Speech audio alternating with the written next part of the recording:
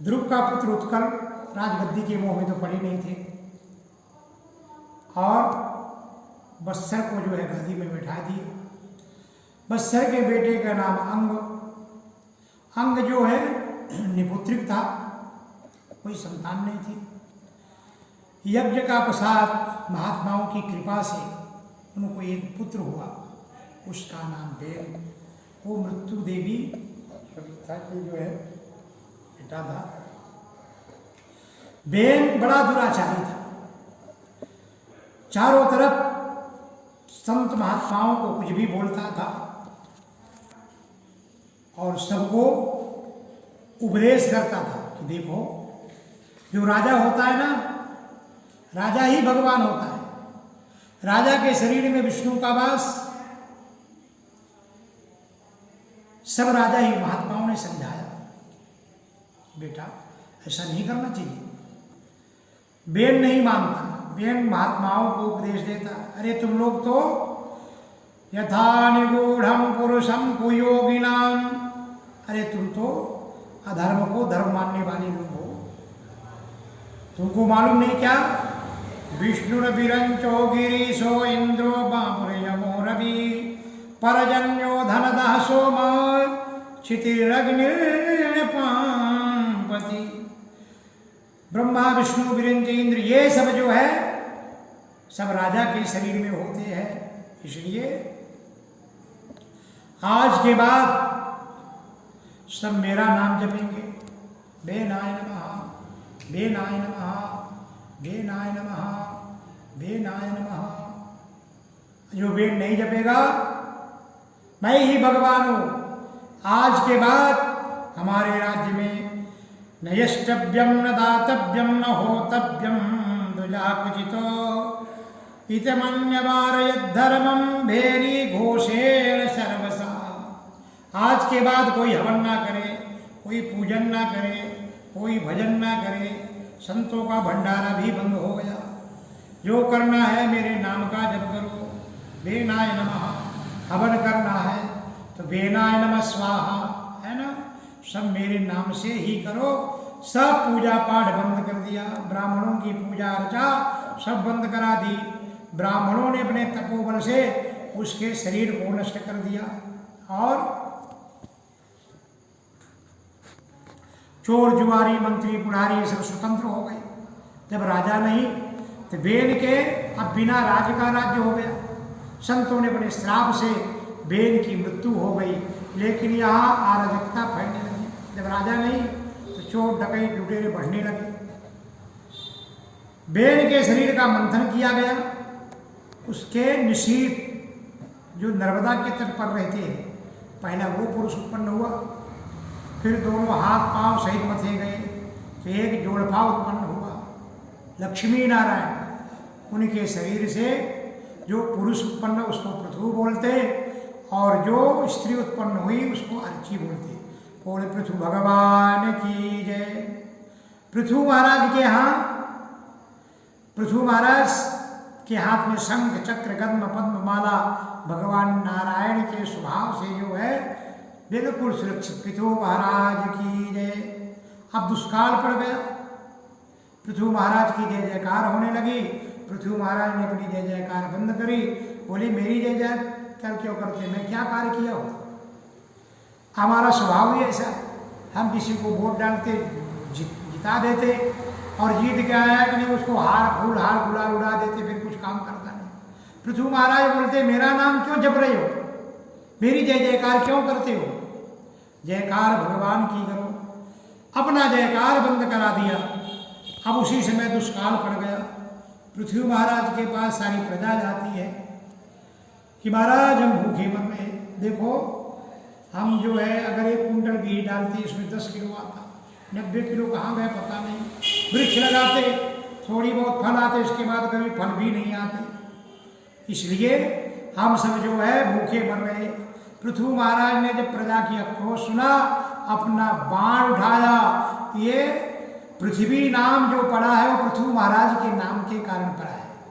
अपना धनुष बाण उठाए और बोलते हैं वसुधे त्वं वदिष्यामि गच्छन परां मुखीं भागम मरिषा भुंक्ते नातनोति जनो वसु। तू देवताओं का भाग लेती है, उसके बदले अन्न नहीं देती, इसलिए हे पृथ्वी, हे वसुदेव, मैं तेरा वध कर दूंगी। पृथ्वी माता जो है गो रूप धारण करके सामने खड़ी हो जाती है। बोले महाराज, आप मेरा वध कर सकते, आप स्वतंत्र हैं, आप ब्रह्म हैं, लेकिन मेरी भी दीन दशा देखो। इस पृथ्वी में जितने राजा हैं सब मेरे बेटे, लेकिन कौन माँ ऐसा चाहती है कि एक बेटा दूसरे बेटे की संपत्ति छीन ले। जब ये जाते हैं तो एक राजा दूसरे राजा के ऊपर चढ़ाई करता, कोई राजा अपनी धन संपत्ति छोड़ता नहीं। लेकिन फिर भी इतनी मारकाट, न जाने उस संपत्ति के लिए कितने स्त्रियों को सौभाग्य उजड़ जाता, कितना विधवा हो जाती, कितने बहनों का जो है कलाई सूनी हो जाती, कितनों का सुहाग उजड़ जाता। तो ये जो है राजा फिर भी जब किसी गरीब के पास जाते, उनको बोलते हैं कि देखो मैं करोड़पति हूँ, तुमको मालूम नहीं क्या? तो क्या मेरे कोई पति है? पृथ्वी का पति, भूमि का पति, विष्णुपत्नी नमस्तुभ्यम। पृथ्वी का पति जो है नारायण है, मेरे पति कौन है? नारायण है। तो जब ये ऐसी भाषा बोलते हैं, जब किसी जीव की भाषा चेंज हो जाए, जब धन संपत्ति होकर के भी और गरीबों के सामने बोलने लगे, अरे तू भिखारी, मैं करोड़पति, समझ लेना लक्ष्मी इसको थपाड़ा मार के जाने वाली है ना? जो करोड़पति था करोड़पति होने वाला है। ये क्या मेरे कोई पति है क्या? इसलिए महाराज मैं आपको उपाय बताती हूँ। अगर आपको इस पृथ्वी को, वसुंधरा को सशक्त करना है तो जो है ये बीज बो, सबको जो है बछड़ों को तैयार करो। धरती माता बताती है कि अगर वेद लुप्त हो गया तो बृहस्पति जी को बछड़ा बनाओ और ऋषियों को दोहन के लिए बताओ। वीर तेज बलवीर के लिए इंद्र को बछड़ा बताओ, देवताओं को दोहन करने को बोलो।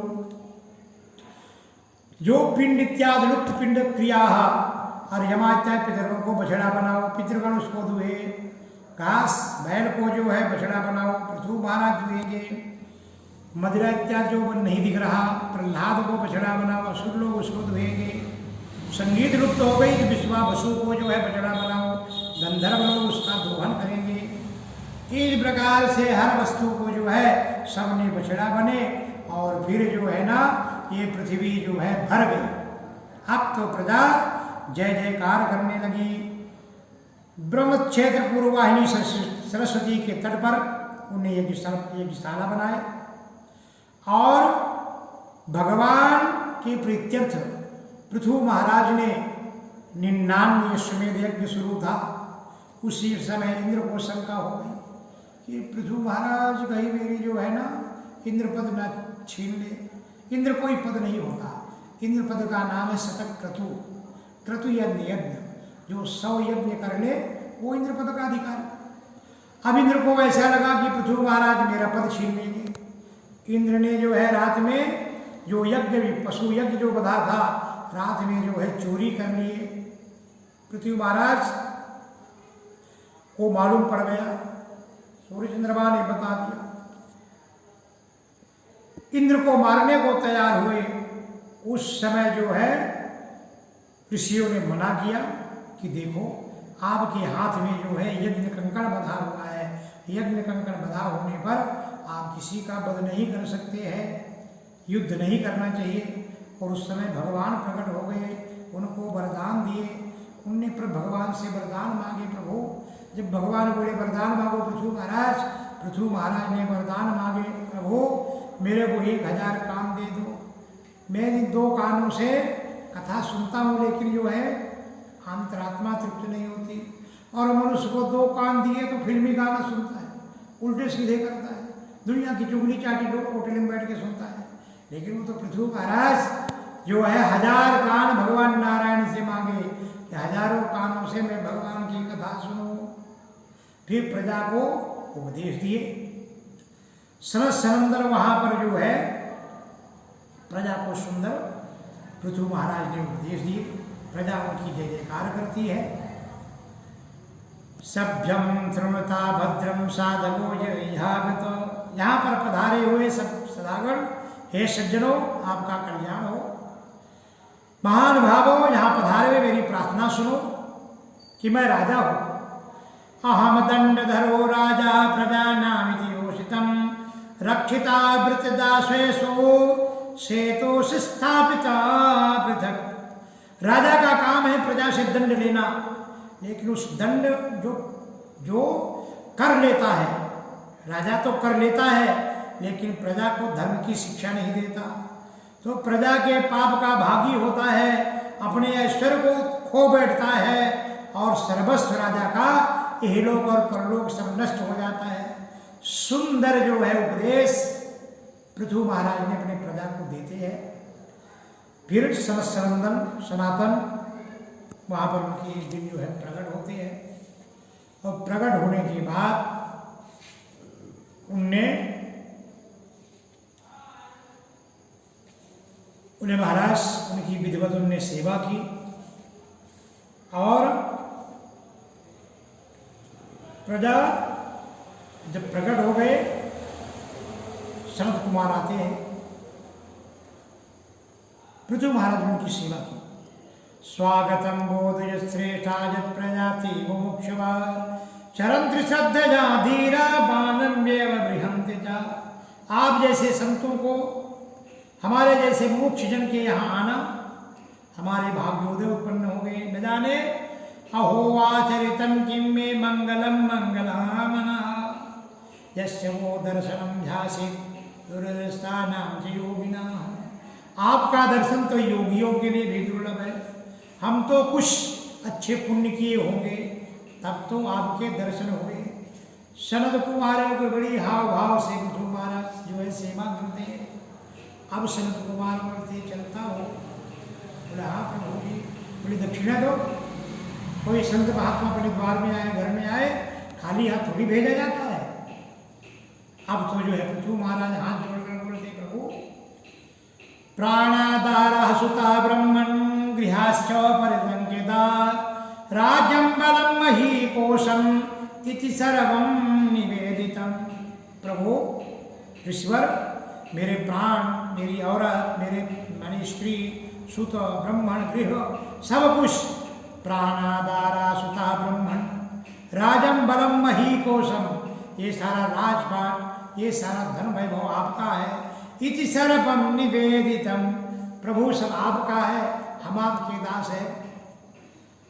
शरद कुमारों ने स्वीकार किया, बोले पृथु महाराज ये मेरा है ना, मैंने ले लिया, अब मैं तुमको देता हूँ, मालिक मैं हूँ और आप इसके मुनि में क्या, आप इसके मुनि में इसकी रक्षा करना। इसी प्रकार से हमारी धन संपत्ति सबके स्वामी मेरे भगवान है और हम उनके मुनि में क्या है, तो भगवान के आज्ञानुसार जो भी कार्य करो तो भगवान के आज्ञानुसार करो।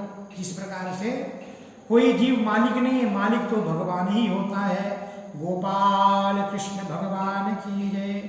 फिर उनको वैराग्य उत्पन्न हुआ, ये श्वेत यज्ञ किए और फिर उनके पुत्र हुए विश्वजीत, विश्वजीत के हविर्दान। फिर भगीरथ, उनका दूसरा नाम प्राचीन वरही हुआ। प्राचीन वरही इसलिए नाम पड़ा कि इस पृथ्वी पर वरही यानी दर्भ, कुशा, ऐसी कोई जगह नहीं बची सारी पृथ्वी पर कि जहाँ उन्हें यज्ञ नहीं किया। इसलिए समुद्र के कन्या से विवाह करके 10 पुत्र उत्पन्न हुए, उनका नाम प्रचेता रखे। प्रचेताओं ने शंकर जी की तपस्या की और भगवान भोलेनाथ की प्रार्थना की, उसको रुद्रगीत बोलते हैं, रुद्रगीत। प्रचेताओं ने भगवान भोलेनाथ की रुद्रगीत से जो है सुंदर स्तुति की। गोपाल कृष्ण भगवान